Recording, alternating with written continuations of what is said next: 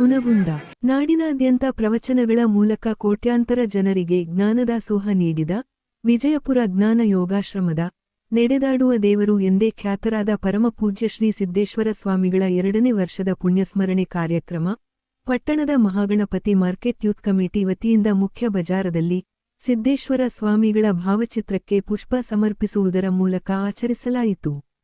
ನಂತರ ವೇದಮೂರ್ತಿ ಮಹಾಂತಯ್ಯ ಗಚ್ಚಿನಮಠ ಮಾತನಾಡಿದರು.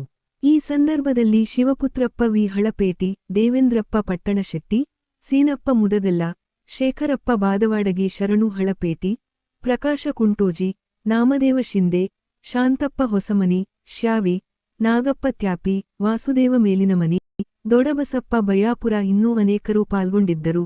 ಈ ಸಂದರ್ಭದಲ್ಲಿ ಸಾರ್ವಜನಿಕರಿಗೆ ಪ್ರಸಾದದ ವ್ಯವಸ್ಥೆ ಮಾಡಲಾಗಿತ್ತು.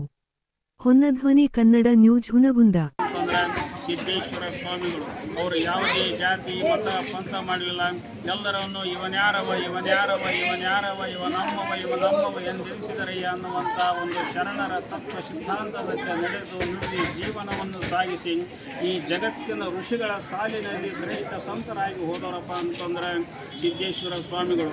ಅವರು ಈ ಹೊತ್ತಿಗೆ ಭೌತಿಕವಾಗಿ ನಮ್ಮೊಂದಿಗೆ ಇರದಿದ್ದರೂ ಸಹಿತ ಅವರ ಆದರ್ಶ ತತ್ವಗಳು, ಸಿದ್ಧಾಂತಗಳು, ಮಾನವೀಯ ಮೌಲ್ಯ ತತ್ವ ಸಿದ್ಧಾಂತಗಳಲ್ಲಿ ಇವತ್ತು ನಮ್ಮೊಂದಿಗೆ ಇವತ್ತು ಒಂದು ಬೆಳಕಿನ ರೂಪದಲ್ಲಿ, ಜ್ಞಾನದ ರೂಪದಲ್ಲಿ, ಆಚಾರ ವಿಚಾರ ಸಂಸ್ಕಾರ ಸತ್ಸಾಂಪ್ರದಾಯ ರೂಪದಲ್ಲಿ ಇವತ್ತು ಮನುಷ್ಯರೊಂದಿಗೆ ಬಾಳೆ ಬೆಳಗಿದಂಥವರಪ್ಪ ಅಂತಂದ್ರೆ ಸಿದ್ದೇಶ್ವರ ಸ್ವಾಮಿಗಳು.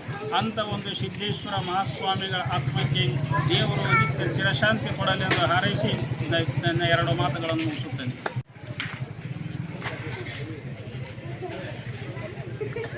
श्री श्री श्री सिद्धेश्वर महाराज की जय. श्री सिद्धेश्वर महाराज की जय. ಇನ್ನಷ್ಟು ಸುದ್ದಿಗಳಿಗಾಗಿ ಹೊನ್ನಧ್ವನಿ ಕನ್ನಡ ನ್ಯೂಸ್ ಚಾನೆಲ್ ಸಬ್ಸ್ಕ್ರೈಬ್ ಮತ್ತು ಲೈಕ್ ಮಾಡಿ ಪ್ರೋತ್ಸಾಹ ನೀಡಿ ಬೆಂಬಲಿಸಿ.